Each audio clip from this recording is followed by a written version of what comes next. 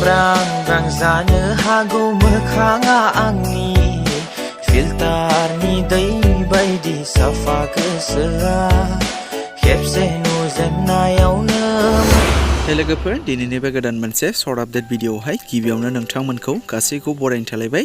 लोगोफोर दिनै बे भिडिअनि गेजेरजों नोंथांमोननि सिगाङाव गोदानै मोननै फैनो गोनां मिउजिक भिडिअफोरनि सायाव सुंद' आपडेट लानानै फैलायबाय। नोंथांमोना बे मिउजिक भिडिअफोरनि बागै आबुङै मिथिनो थाखाय भिडिअखौ जागायनायनिफ्राय जोबजासिम नायलांदो। दिनैनि भिडिअफोरनि गिबि आपडेटआवनो दङ। लोगोफोर नोंथांमोना सिगांनि समाव मेब्ला सिखारि फिल्म प्रडाक्शन ससाइटि बेनारनिफ्राय दिहुनजानाय ब्लेक बिउटि मिउजिक भिडिअखौ गोबाङानो नायखांखाबाय। आरोबाव दा मिथिनाय बादिब्ला मेब्ला सिखारि फिल्म प्रडाक्शन ससाइटि बेनारनिफ्राय व्हाइट बिउटि मुंनि मोनसे गोदान मिउजिक भिडिअ फैनो थांबावगासिनो दङ दे लोगोफोर।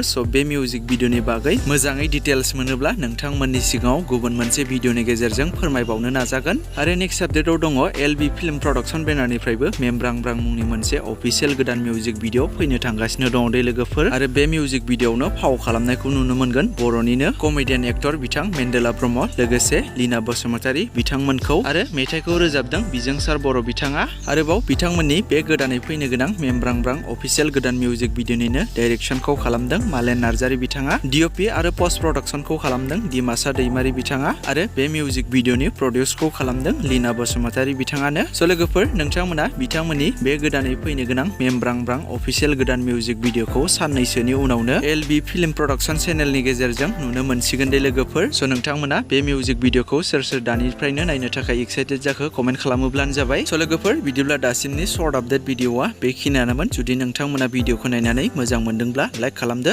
आरो बेफोरबायदिनो माखासे बर'नि फैनो गोनां मिउजिक भिडिअफोर आरो बर' सावथुनफोरनि बागै आपडेटफोरखौ मोननो थाखाय चेनेलाव गोदानै नायदोंब्ला चेनेलखौ साबस्क्राइब खालामनानै खाथिनि बेल आइकनखौबो अल प्रेस खालामना लायोब्लानो जाबाय।